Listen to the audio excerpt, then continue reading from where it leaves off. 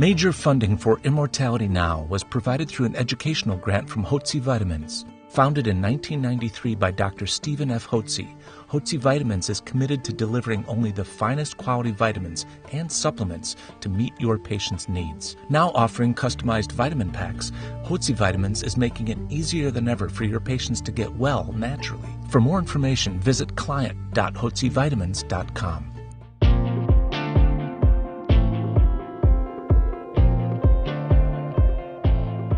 Hi, I'm Dr. Ron Klatz in Las Vegas, and this is our 23rd year of the American Academy of Anti-Aging Medicine. We have 6,000 physicians and scientists from all over the world here today, and one of those 6,000, perhaps the most important one, is my good friend, Dr. Stephen Hotze.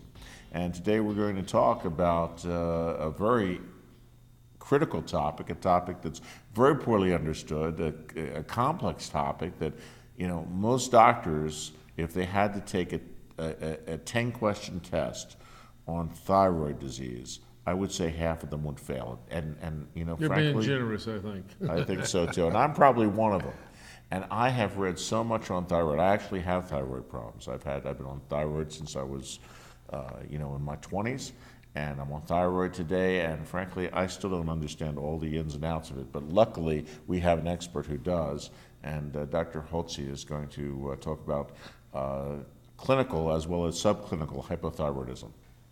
Hypothyroidism is caused by an inability of the thyroid gland either to produce enough thyroid hormone or else the inability of the cells of the body to properly assimilate thyroid hormones. There are two hormones that are produced that we think about in terms of thyroid function, and that's the T3, which is the triiodothyronine, and T4, tetraiodothyronine. So you've got, or thyroxine, as it's more commonly known. The thyroid hormone is active when it has iodine molecules attached to it. So T4, or thyroxine, would have 4 iodine molecules attached to it. That is really the prohormone. Somewhere in the order of 80-85% of the thyroid hormone that's secreted from the thyroid gland in the neck is in the form of T4 or thyroxine. It's not even the active thyroid hormone, it's a prohormone. It has to be assimilated by the cells, and in the cells of the body, in every cell of the body, there's an enzyme called deiodinase, and it deiodinates iodine from the T4, forming a T3 or triiodothyronine, which is the active thyroid hormone. So you can have copious amounts of T4, and it can be measured in your blood, it can be normal, but if your T4 is not assimilated into the cell, and there are a number of different things that can cause that to happen. For instance, toxins in the environment or hormone disruptors, which adversely affect the cell's ability to properly receive or uptake thyroid hormone as well as the other hormones. They're hormone disruptors. But the thyroid hormone, once it's assimilated into the cell and converted to T3, it begins its function, and the function of thyroid hormones is to enable the cells to produce and use energy. And so that allows the mitochondria, which are the little engines of the cells, that allows the mitochondria to function and to have energy to work. And that's all tied up in the formation of the enzyme currency ATP, which is adenosine triphosphate, which you may remember from chemistry classes. For those of you that aren't professionals and are lay people listening to this, you may remember your chemistry classes in biology about the formation of adenosine triphosphate. That's the energy molecule of the body. And in order for the body to make the energy molecule or to produce energy, you've got to have thyroid hormones. By the way, it's also important for magnesium. Magnesium is of 8 of the biochemical reactions that convert adenosine diphosphate to triphosphate. 8 of them have a cofactor. They require magnesium to function. So magnesium is very important in the energy production of the body as well. And 80% of the population is deficient in magnesium. Absolutely. And Okay. that's being generous, probably more than that. So anyway, when we talk about the thyroid hormone then, if it enables our bodies to produce and use energy, it's important for us to feel healthy and well to have adequate amount of thyroid hormone in the cells, right? And if you don't get thyroid hormone in your cells, there are some significant health problems that will develop. And they're common problems that are commonly overlooked, undiagnosed or misdiagnosed by physicians who focus on the symptom rather than the cause of the symptom. So, and they're ubiquitous problems. I mean, these are things like sleep problems, insomnia, depression, brain fog, joint muscle action pains, exactly. fatigue, tiredness, difficulty with weight. In about 70 or 80% of the patients with hypothyroidism, it's very common to have difficulty losing weight. Also, cold sensitivity. Cold hands, cold feet. And you'll see women particularly having to wear sweaters. Constipation, hair loss. I mean, it reads like a laundry list, doesn't it? And a puffiness in the face. You get loss of the lateral third of the eyebrows. For those that have had prolonged hypothyroidism, you'll see the tongue will be enlarged, and you can see it scalloped because it presses up against the teeth and it's scalloped. So an enlarged tongue, loss of hair on the body.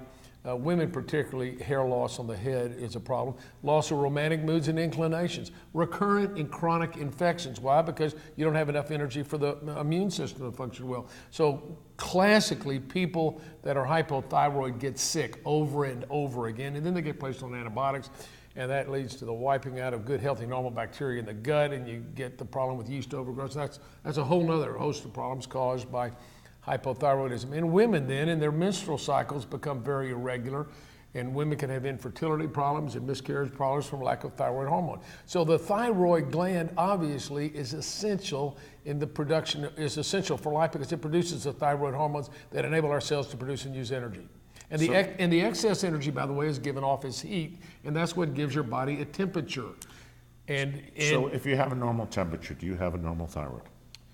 If you have a normal temperature, you likely have a normal thyroid function. Yes. And let me explain. But how about all those people who I test in the laboratory whose TSH is way elevated, but their body temperature isn't really that low? Well, this is our experience. I'll just say this, in our practice, we've seen over 30,000 patients at the Hotze Health and Wellness Center in Houston. The average temperature for the average male that comes to our office is 97.6. The normal temperature is 98.6. And in fact, that is the most effective temperature for the body to function, is 98.6. We know that because the enzymes in the body were made by the Creator to function best at 98.6. That's the temperature the enzymes function at the optimal level. So if the temperature's lower, they're going to be suboptimal, and the body's not going to function as well. Your energy level's down. So the temperature we see in men is 97.6. The average temperature we see in women is around 97.2. We see women all the way down in the 96s, even 95s, and you feel their hands and feet and their ice. Your hands are nice and warm, Doc. Good. My thyroid's working. Thyroid, at least producing energy. But so they tend to be cold. And, the women, the guys will say, honey, don't touch me with your feet unless you have socks on. Hands are ice cold, their feet are ice cold. And that's a sign of hypothyroidism. So you have all these women with all these complaints of menstrual problems and emotional problems, and the end of the month, the PMS problems. They're cold as their feet are cold as ice, and their heart's cold because they don't have any. That takes away all the romantic moods and inclinations. Exactly. So, and then they go off to the psychiatrist, and they because they're having problems at home and they're depressed, and the psychiatrist says, "Oh well, here have these antidepressants, which further depress the thyroid function as well." Well, and so it's a vicious cycle, and they really don't get out of it, do they? Well, they don't. And what happens to these women, and by the way, when women march through their menstrual life, they are all going to develop hypothyroidism, either in the hypothyroidism is primarily secondary. It's due to the production of high levels of thyroid binding globulin. Now, why would women, as they march through their midlife, produce high levels of thyroid binding globulin? Because they become estrogen dominant. Women, during their cycles, produce two major hormone groups. Estrogen, there are three different estrogen molecules, estrone, estradiol, estriol, and then progesterone.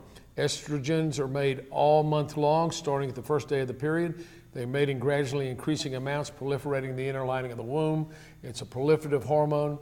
The mid-cycle woman would ovulate and make progesterone. Progesterone is made from the corpus luteum there in the ovary, and so that progesterone balances the estrogen. It matures the tissue, so it has a balancing effect. As women mature, as they march through their menstrual life, they, to one degree or another, will begin to have decline in the progesterone levels. This can happen early in life. Sometimes after the first or second child, a woman will go like, I never was right again. My metabolism completely changed. My periods were crazy. I was depressed. I couldn't think clearly. And that's because the ovaries were shut off during the pregnancy. Women make copious amounts of, I say women, the placenta makes copious amounts of progesterone during the last part of the pregnancy, particularly 20 to 30 times what you would normally have in a non-pregnant woman. And then when they deliver that baby and the placenta is delivered, there's a precipitous drop in progesterone. And the ovaries have to turn back on. If they don't turn back on right, there's a light switch that kind of flickers, then they become estrogen dominant, and that adversely affects their thyroid. So these women who are said to have postpartum depression, they don't. They're low in progesterone and they're low in thyroid. And I know this because I have treated literally thousands of women who've been our guests and have had babies. And I've said, what you do now, the day after you have that baby, you take your progesterone. Don't even tell your OB-GYN. You take that progesterone, you start on it, you can start on it that afternoon. You take progesterone every day and you make sure you stay on your thyroid. I have 5 daughters. They've had 16 children among them, and not one of them had postpartum depression or even a weepy, I mean, they never got weepy or never felt. That's pretty amazing. And we've seen that with our other women patients. Now what happens when you get estrogen dominance stimulates the liver to produce high levels of thyroid binding globulin. So when a woman has these symptoms, she goes to the doctor in midlife. And how many of you have patients, or how many of you have wives, or how many of you ladies had these problems that Dr. Klatz and I have mentioned of the fatigue and the inability to focus and the brain fog and the insomnia and the joint muscle aches and pains and the loss of libido and the recurrent infections and the headaches and irregular periods, and you go to the doctor and you go, doctor, I'm just sick and tired of being sick and tired. I need some help. Do you think I could have thyroid problems? And they'll look at them and go like, what makes you think you have thyroid problems? Because I went online, and well, that's the worst thing. You should never go online. You women, they should not allow that. They should not allow lay people to look at, because you just get enough to get mixed up. And no, but I've got all the symptoms of low thyroid. Just because you have the symptoms of low thyroid don't mean you have low thyroid. You know, I'll prove it to you. Well, she said, well, you do a blood test. Well, I will do a blood test. It'll cost you $50 though, because your insurance doesn't pay for it when it's not indicated. Well, I'll take 2 of them if it's only $50. So they get a thyroid blood test on these women, and inevitably they get a phone call. They call back. Nobody ever calls them back. So a couple of weeks later, they finally get somebody on the line, and the little nurse says, "Well, Miss Jones, this is Nurse Betty. Guess what? We got good news for you. Your thyroid levels are normal, and doctor thinks you would really do well on a little Prozac or Paxil or something. So we're going to send some out to you and get you started, because women like you tend to do better when they take antidepressants." Right. And what's at the heart of the antidepressants? What is at the heart of the antidepressants? If you look at the molecules. The molecular structure of all the SSRI, the new antidepressants, starting with Prozac, Paxil, Effexor, a bunch of them, are built on the cocaine. They look almost identical to the molecule of cocaine. Okay, that's why they're very addictive. And remember, cocaine is a neurotransmitter. It's a broad range neurotransmitter uptake inhibitor. Cocaine doesn't select serotonin. It blocks the uptake of noradrenaline, dopamine, and serotonin. Those 3 are all blocked by cocaine. So some of the antidepressants block either the reuptake of serotonin or dopamine or noradrenaline. And so they're all devised to be reuptake inhibitors of the neurotransmitters, and that's what cocaine does. And you know, I like to say, if you were feeling a little low and it were perfectly legal, and you're feeling a little bit down, Dr. Klatz, and it was legal, and I said, well, here, why don't you try a little cocaine? They used to do this, 100 years ago. Have a little cocaine, and you take that and go, oh my gosh, I feel better, I feel energetic. So you try it the next day, but you got to get a little bit more the next day and a little bit more the next day. Pretty soon you're strung out on cocaine, and then you can't get off of it without breaking out in sweats and having crazy thoughts. And you go, I must need it. I'm low in cocaine. You're cocaine deficient. I'm cocaine deficient. That's what happens with the antidepressants. These drug companies knew that they caused withdrawal effects and they were addictive, but they couldn't call them withdrawal effects because then that would mean they were addictive. And they say they're not addictive, but of course they are addictive. So they finally admitted, well, they don't have withdrawal effects, they have discontinuation symptoms. Oh. That's a nice way of saying it. So what happens is to you ladies and doctor, you've seen the patients, or guys, you've seen your wives, they go to the conventional physician. He runs a blood test on them and tells them their blood tests are normal. What does that mean?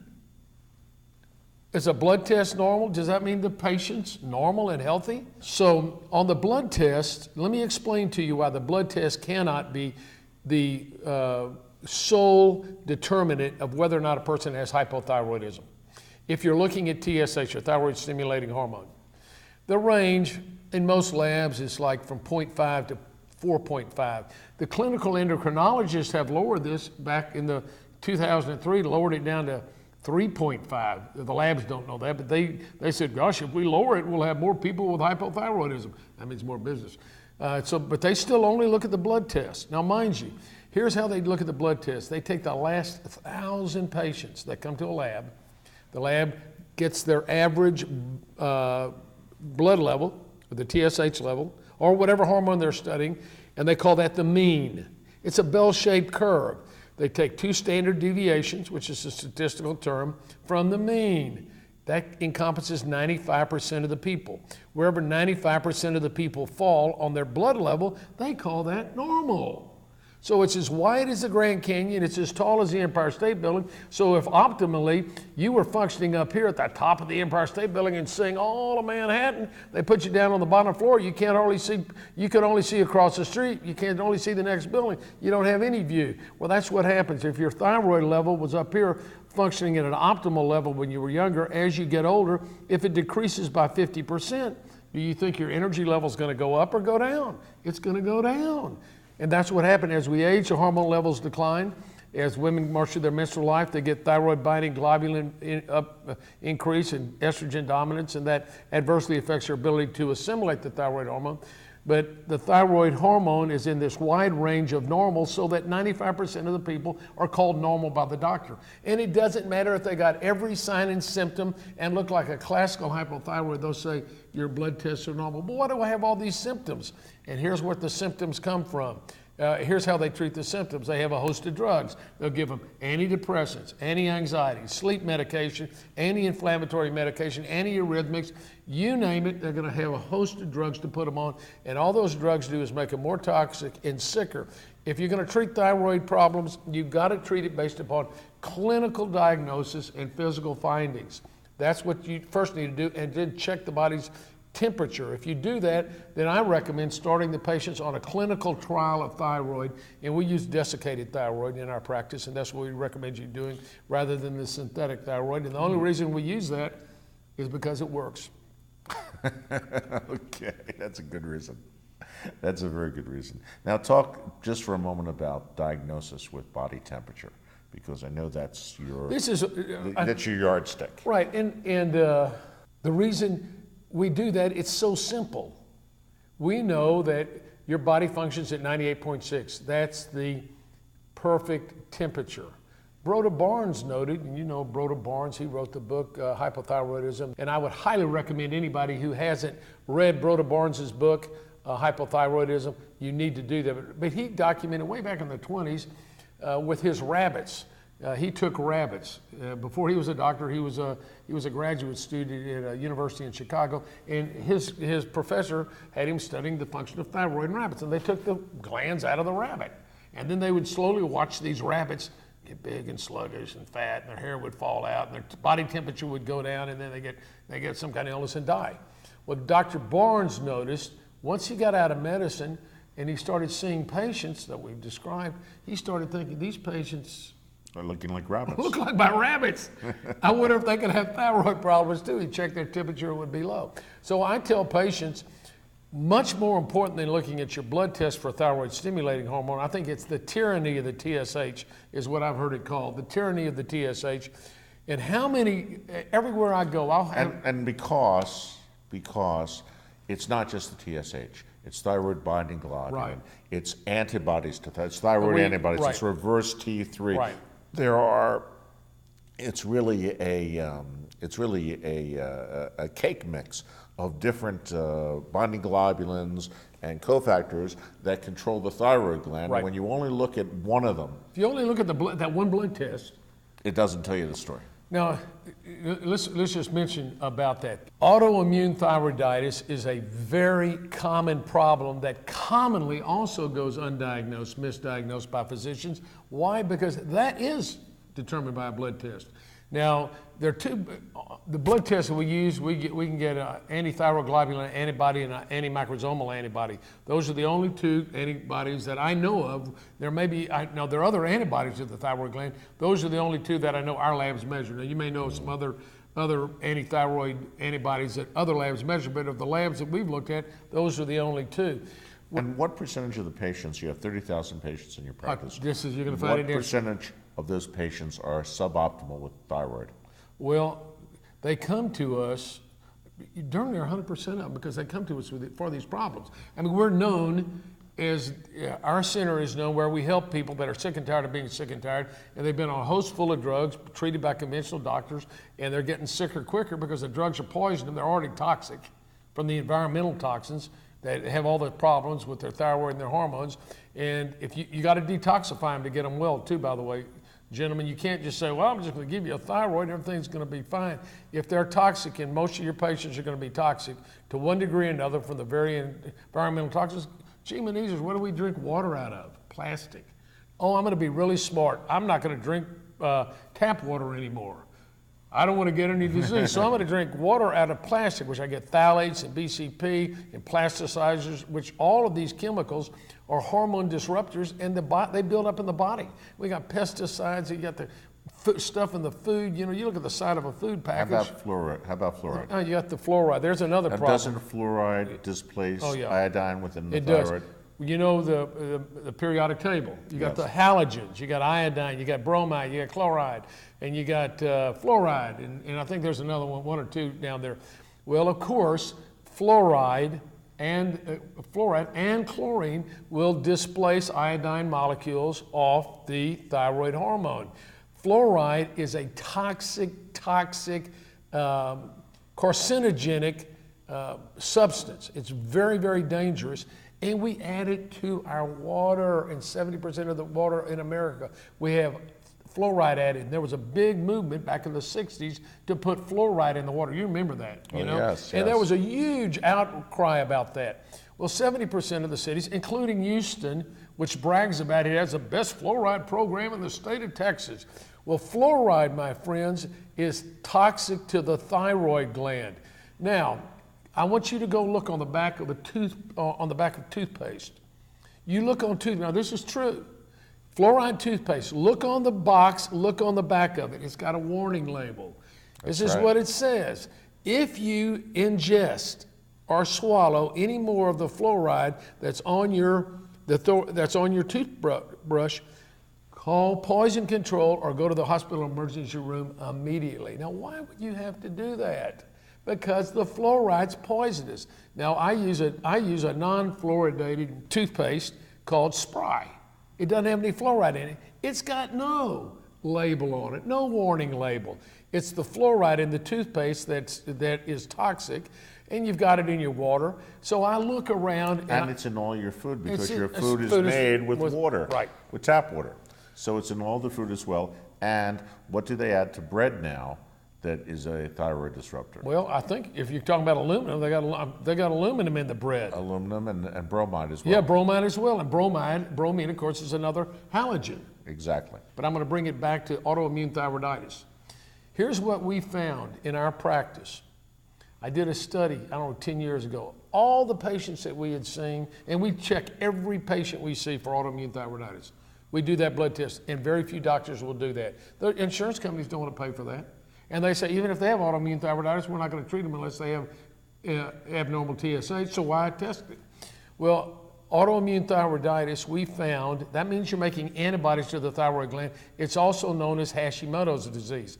Why? Because a doctor named Hashimoto, sometime back in the teens, 1900 teens or the 20s, was living in Germany, and he studied it. More correctly, it's autoimmune thyroiditis. And we have found in our patients 28% of the females that come into our office and 18% of the males make antibodies to their thyroid gland. Now here's something that's really interesting. You look at the lab reports, and they've changed the lab reports on autoimmune thyroiditis. They say if you have 0 to 10 antibodies to your thyroid gland, it's normal. How many antibodies should you have to your thyroid gland? 0. 0. Right. So if you have antibodies to your thyroid gland, you have autoimmune thyroiditis. You can't say it's normal. That's like saying, oh, you got fluoride in your body. Well, that's normal. Everybody's got fluoride in your body. Well, everybody's got petrochemicals in their body. Oh, that's normal. We could go on and on forever with this, but the one message you want the viewers to have regarding thyroid dysfunction is? I want you to remember that when patients come in with these host of symptoms, that very commonly the underlying cause is hormonal imbalance and decline, which adversely affects the thyroid hormone, and that's the reason they're feeling sick and tired. And if your patients are tired of being sick and tired, you can help them feel healthy and well. As a matter of fact, you can help them feel exceptional by giving them a clinical trial of desiccated thyroid hormones and replenishing the hormones that are declining in their body. And how long does a clinical trial take? You know, we'll put them on a clinical trial. You'll know within 3 months, because we normally start on a very low dose. Maybe I start on a half a grain, but depending upon what the patient's age and medical history is. But routinely, somebody in the 30s and 40s, I'll start them on a half a grain. I'll increase it every 2 to 3 weeks by half a grain till we get them up to 2 grains. We'll reevaluate at that time. We'll recheck their blood and see if we're still within a normal range. If their symptoms have resolved, fine. If they haven't resolved, we'll push them a little farther. But I have found in general, among women in the age group of, let's say by the time they're 50, the average woman, the mean, usually does well on 2 grains of thyroid. That's what they usually do. Now, mind, some people take 4 grains. I've been on 4 grains of thyroid since 1991, 92. And that's what I take. My wife takes 4 grains of thyroid. We feel pretty good. We got a lot of energy. You do have a lot of energy. Thank you very much, Steve. For the American Academy of Anti-Aging Medicine, Immortality Now, I'm Dr. Ron Klatz, wishing you a long and healthy and happy and prosperous life. Tune in again next time. Immortality Now is made possible in part by Hotze Vitamins, now offering customized vitamin packs. For more information, visit client.hotzevitamins.com.